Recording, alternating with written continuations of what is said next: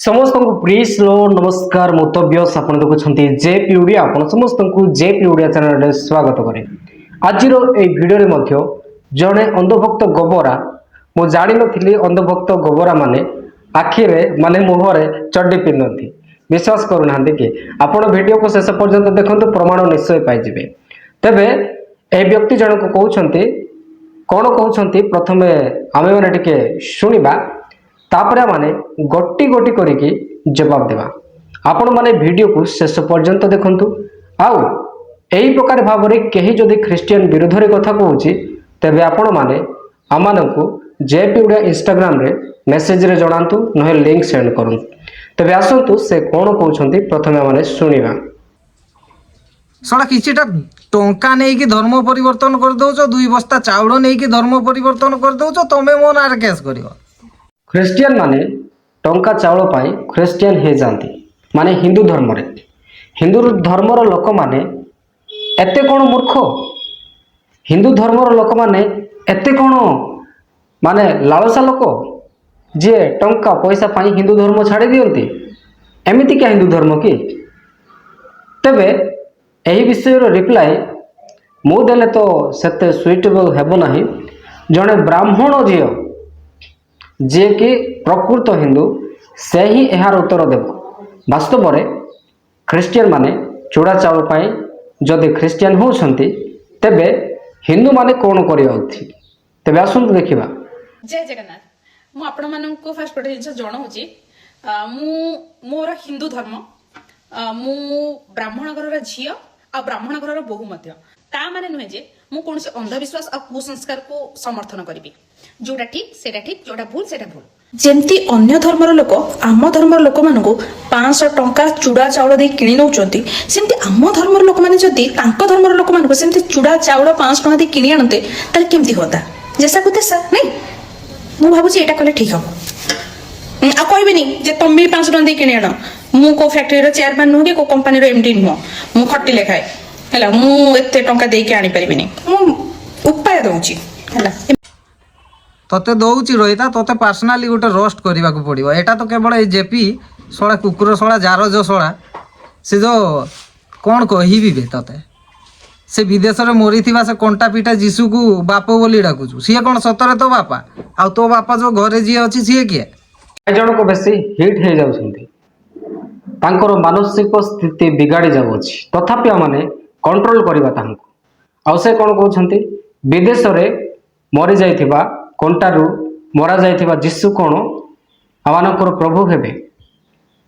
बाबूरे तू तो मोर बड़ भाई 30 वर्षर बुढ़ा तू तथापि मु तते गोटे कथा कहूची परमेश्वर कोन से जीशु भारत रे जन्म नहीं ही तू कही था से भारतर प्रभु बोली। जेतोटी आम इंडिया रे बिलीव करंतु जेते देवादेवी को आम इंडिया रे मानती ना, इंडिया छड़ा भारत छड़ा आ विदेश रे जानते ही नहीं हिंदू देवादेवी को। यह तुम मानुच?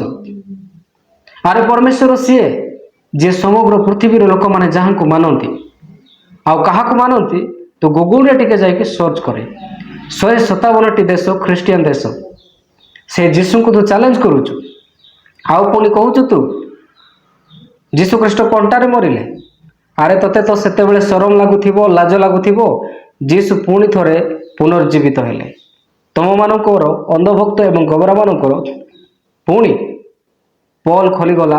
आउ तमे केवल एतिकी जानिद जीशु कंटारे मरिया विषय आउ जीशु पुनर्जीवित हेले आउ तमे माने शर्मिंदा हे गलो। आउ ये व्यक्ति कौन कहउछंती जीशु जदि तुमर बापा तेबे तुम घरे जे अछंती से के भाई रे से सेम प्रश्न तते पचारुछि। तुमर तो घरे जड़े बापा अछंती आउ एतोटी भगवान तू जड़े जारज संतान ना तोर केतोटी बापा अछंती टिके कन्फर्म करिवो।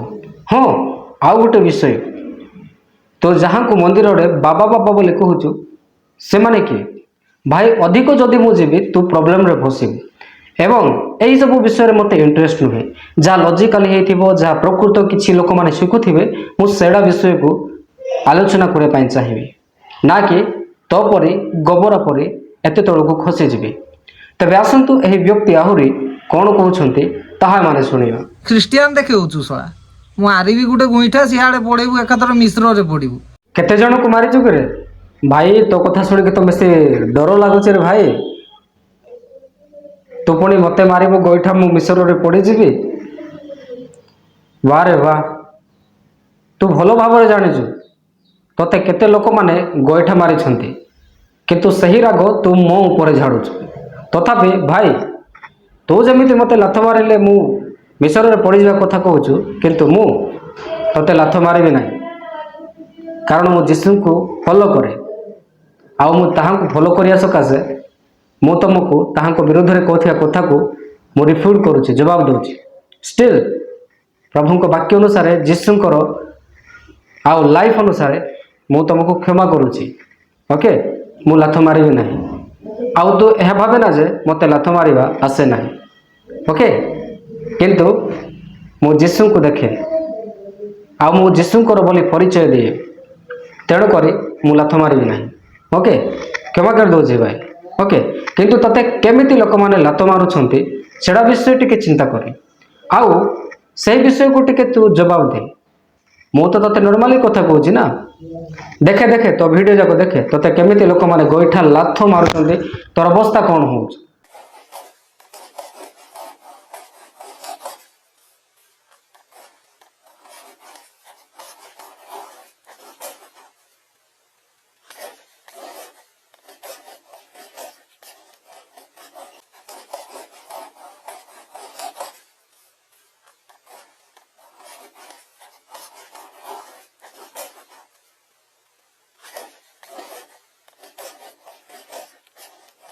ବୁଝିଲୁ, ତ ଖ୍ରୀଷ୍ଟିଆନିଟି ସେଇ ଦେଶରେ ଦେଖେଇବୁ, ହିନ୍ଦୁସ୍ତାନରେ ନୁହଁ। ନେଇକି ଚାଲ ମିଶ୍ର ଯା। ଏଥିପାଇଁ ମୁଁ କହୁଛି ଇଏ ଜଣେ ଗୋବରା, ଇଏ ଜଣେ ଅନ୍ଧଭକ୍ତ। ଭାରତ ଦେଶ ଧର୍ମନିରପେକ୍ଷ ରାଷ୍ଟ୍ର, ଏହି ବିଷୟ ବ୍ୟକ୍ତି ଭୁଲି ଯାଇଛନ୍ତି। ଆଉ ସେ କେଉଁ କଲଚରକୁ ଫଲୋ କରୁଛନ୍ତି ଆଉ କେଉଁ ଧର୍ମକୁ ଫଲୋ କରୁଛନ୍ତି ସେହି ବିଷୟରେ ବି ଜାଣିନାହାନ୍ତି।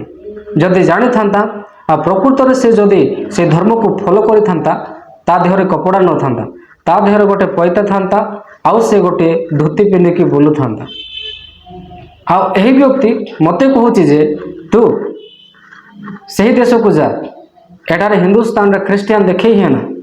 ବାବୁରେ, ଗୋବରାରେ, ଅନ୍ଧଭକ୍ତରେ, ଏହି ଭାରତ ଦେଶ ହିନ୍ଦୁ ଖ୍ରୀଷ୍ଟିଆନ ମୁସଲମାନ ମାନଙ୍କର ତମ ପରି ଲୋକମାନଙ୍କ ଦ୍ୱାରା ଭାରତରେ ଧର୍ମ ନାମରେ ଯୁଦ୍ଧ ହେଉଛି।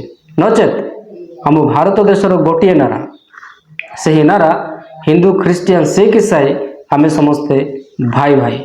ତୋ ପରି ଲୋକମାନଙ୍କ ପାଇଁ ବୋଲି ହିନ୍ଦୁ ଧର୍ମ ଖରାପ ହେଉଛି। ଆଉ ତୁ କ'ଣ କହୁଛୁ?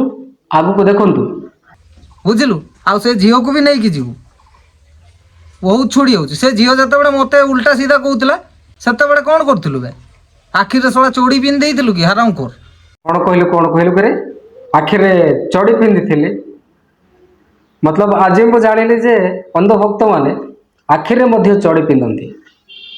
ସେଇଥିପାଇଁ ସେ ଜାଣିଛି, ମୋତେ କହୁଛି ଯେ ସେ ଝିଅ ଯେତେବେଳେ ମୋତେ କ'ଣ କହୁଥିଲା, ସେତେବେଳେ ତୁ କ'ଣ ଆଖିରେ ଚଡ଼ି ପିନ୍ଧିଥିଲୁ? ଆଚ୍ଛା, ଏମାନେ ଅନ୍ଧଭକ୍ତ ଆଉ ଗୋବରା ଏଥିପାଇଁ ଯେ ଏମାନେ ଆଖିରେ ଚଡ଼ି ପିନ୍ଧିକି କ'ଣ ଖାଆନ୍ତି ତାହା ମଧ୍ୟ ଜାଣନ୍ତି ନାହିଁ, ତେଣୁ ଏମାନେ ଗୋବର ଖାଆନ୍ତି। ତେଣୁକରି ସେମାନେ ଆଖିରେ ଚଡ଼ି ପିନ୍ଧନ୍ତି ବୋଲି ସେମାନେ କିଛି ଦେଖନ୍ତି ନାହିଁ, ତେଣୁକରି ସେମାନେ ଅନ୍ଧଭକ୍ତ। ଓହୋ, ଆଜି ବୁଝିପାରିଲି ମୁଁ। ଆଉ ଏ କଥା କ'ଣ କହୁଛି, ସେ ଝିଅକୁ ବି ନେଇକି ଯା।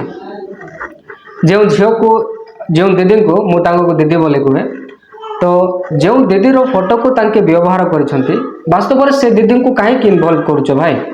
ସେଇ ଦିଦିଙ୍କର ସେଇ ଭଏସ୍ ମେସେଜ ନୁହେଁ, ଆଉ କିଏ ମୋତେ ସେଣ୍ଡ କରିଛି, ତୁମ ସହିତ କିଏ ପଙ୍ଗା ନେଇଛି, କିଏ ତୁମକୁ ନେଇ ଏଫଆଇଆର କରିଛି, ଆଉ କ'ଣ ପାଇଁ ତୁମେ ମାନେ ରେଣ୍ଟ ନ ଦେଇକି ତାମିଲନାଡୁରୁ ଭଡ଼ା ନ ଦେଇକି ଚୋର ପରି ଲୁଚିକି ପୋଲିସ ଡରରେ ପଳେଇ ଆସିଛ, ସେମାନେ କିଏ, କେଉଁ ଝିଅମାନେ ତାହା ତୁ ଭଲରେ ଜାଣିଛୁ। କିନ୍ତୁ ସେମାନଙ୍କ ପଛରେ ତୁ ଲାଗିପାରିବ ନାହିଁ, ଦମ୍ ନାହିଁ। କାହିଁକି ନା ସେମାନଙ୍କର ଗୋଟେ ନିଷ୍ପତ୍ତି ଅଛି, ଯେ ପର୍ଯ୍ୟନ୍ତ ତୁ ତାଙ୍କୁ ସରି କହିବୁ ନାହିଁ, ସେ ପର୍ଯ୍ୟନ୍ତ ଛାଡ଼ିବେ ନାହିଁ। ତୋ ନାଁରେ ଅଲରେଡ଼ି ଏଫଆଇଆର ହେଇସାରିଛି, କିନ୍ତୁ ଆଉ ଗୋଟେ ଦିଦିଙ୍କୁ ଡାକୁଛନ୍ତି ଆଉ ତାଙ୍କର ଫଟୋ ଲଗାଉଛନ୍ତି, ତାକୁ ନେଇଯା, ତାର ଘଇତା ହଇରେ ଭାଇ, ମୁଁ ତାକୁ ବଡ଼ ଦିଦି ବୋଲି ମାନୁଛି।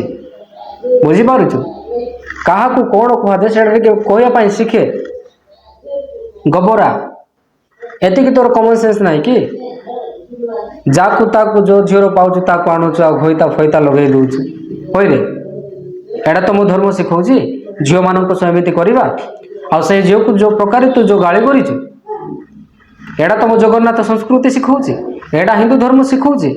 ଭାଇ ଯେତେ ହିନ୍ଦୁମାନେ ଦେଖୁଛନ୍ତି ଏହି ବ୍ୟକ୍ତିଙ୍କୁ ସମସ୍ତେ ପିଟନ୍ତୁ, କୋଉଠି ଦେଖୁଛନ୍ତି ସେଇଟା ପିଟନ୍ତୁ, କାହିଁକି ନା ଏ ହିନ୍ଦୁ ଧର୍ମକୁ ଅପମାନ କରୁଛୁ। ଓକେ, ଆଉ କୌଣସି ହିନ୍ଦୁ ସଂଗଠନର ଲୋକ କୌଣସି ଲୋକମାନେ ଏହାକୁ ସପୋର୍ଟ କରନ୍ତୁ ନାହିଁ, କାରଣ ଏହି ବ୍ୟକ୍ତିଙ୍କର ଅନେକ ଆରୋପ ରହିଅଛି।